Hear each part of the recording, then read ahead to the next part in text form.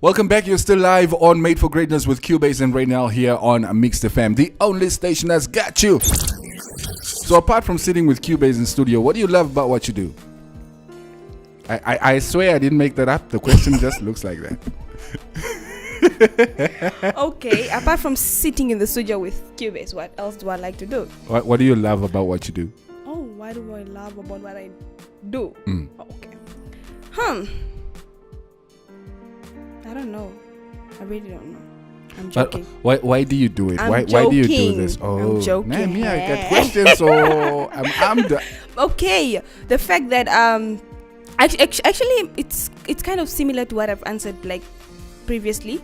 The fact that I help somebody out there. The fact that somebody out there is getting, obviously it's not always about the money. Sometimes I just think I'm just talking, I'm just talking, nobody really cares. Yeah, nobody really cares. But then actually when somebody comes to me and tell me that, it's the biggest motivation ever, because it's like, it's great, man. Somebody affirms that the work you do is actually important. It's important. Yes. Sometimes you underestimate what you do, but then feedback from somebody that's even younger than you, that is the greatest thing. All so right. It's a motivation to me.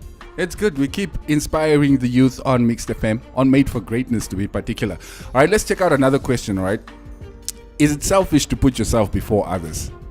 This is especially interesting since we were talking about what you love about what you do. So Is it selfish to put yourself ahead of other people? Not at all. I don't think it's selfish. Okay. Sometimes in certain circumstances you have to do it, but sometimes it's just not necessary. But then loving yourself is something that is very much important, especially in order for you to love somebody else. You know what they say, in order for you to love somebody else, you need to love yourself first. So if you don't love yourself, how are you going to love the other person? You can't give somebody something you don't have. Exactly. Yes. So what I'm saying is it's not at all selfish. It's actually needed. Sometimes it's needed. It's interesting. I was actually having this conversation with a friend of mine on my way to work this morning. He owns a production studio, and there's constantly people at his house, right? So every day he's buying food, he's entertaining everybody, and then at the end of the day, everybody leaves, and then he's sitting there, there's nothing in the fridge, and he calls and nobody wants to help, And so he was like, I feel bad, but I also can't be eating when there are other people and, not giving them, and I feel like it's being a bit selfish. And I was telling him the same thing, sometimes you have to look out for you. Yeah. Nobody else is lying awake at night wondering about what you're going to eat tonight or whatever. That's on you. So it's not selfish. It's just self-preservation. Basically. So relating to what you have said, like to the thing that you have just said right now, I mean, just imagine that what you have just said right now. You are in a house and then you don't have anything to eat because somebody else have eaten what you have bought for yourself. Yes. You see? So and then, I mean, how is it a bad thing? Because that person also is supposed to think, where is that person gonna eat once I leave?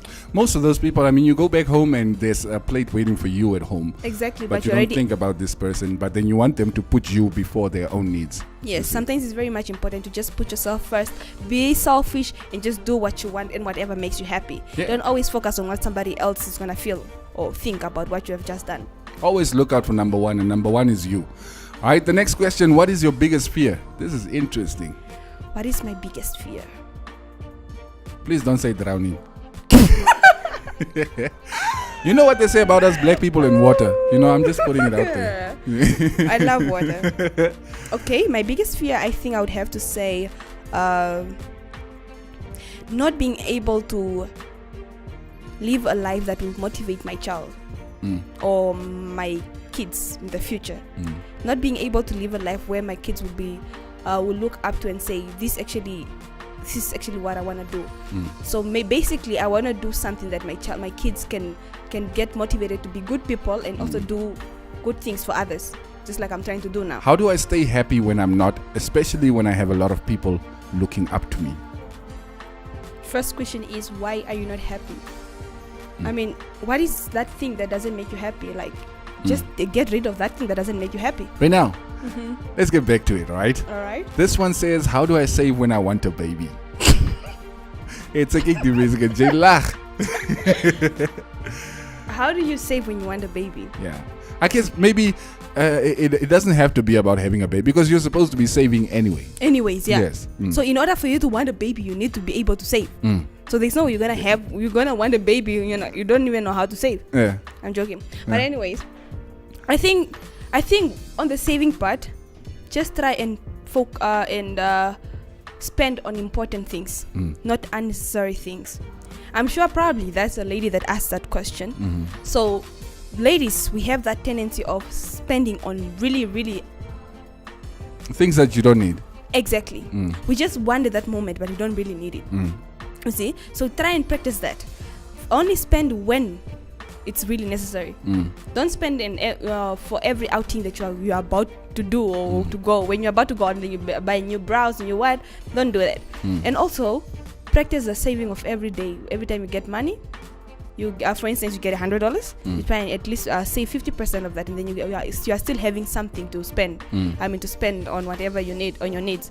But then so just practice that. I actually kind of find a way that works for me where I trick myself into saving, because when I have money, I spend it. So you see that commemoratory coin, the $10 coin, the Senioma one. So whenever I have like money, especially extra money, I change it into those coins. And then I have a lot of them at home. No, on the farm. Don't come to my house. But I have a lot of them, and that comes like it has become like sort of my reserve fund. Whenever I'm like really down and out, I know that I can always go steal from. That's a very nice trick. I think I'm gonna steal it because we don't really want to use coins, especially when we are buying some things. So it's good when you turn them into coins and then you can go change them when you want to go bank them. That's a really good one. Exactly, it works for me. Okay, the next question: is it okay to be 25 and not have a car, child, or a good job? It is okay because there's no specific age that's put there for you to have those things. I mean, everything happens differently. Just because your friend has the car, has the whatever at your age, doesn't mean yours is supposed to be that way. You can get your things later when you're ready, or when you have the funds to pay for your own car, or you have the funds to whatever. When you get a job, I mean, why don't you have the job that you want? I mean, do you mean you don't have a job, or you don't have the job that you want? So I mean, what's stopping you from getting that job? Then you can also focus on those things. You can focus on getting on getting the things that's stopping you from getting the job that you want. And the baby,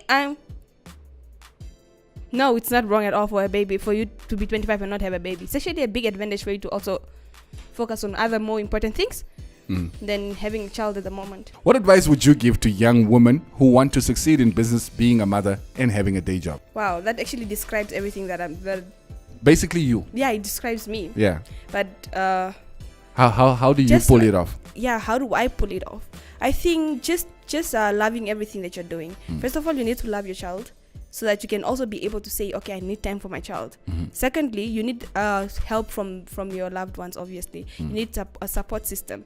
If it's not your parents, the baby daddy, whatever, you need a support system in order for you to do it. Because it's not really always ideal for you to take your child to the daycare, because it's not really safe nowadays. It's not more safe at all.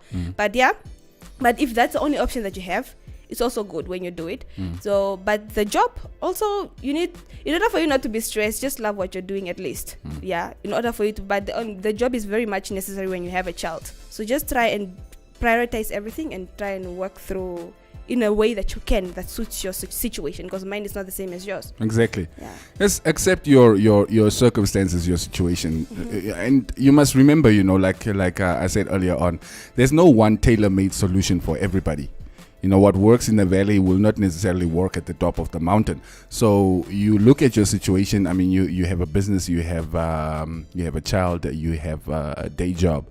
Obviously, you're going to have to put in much more work than the average person.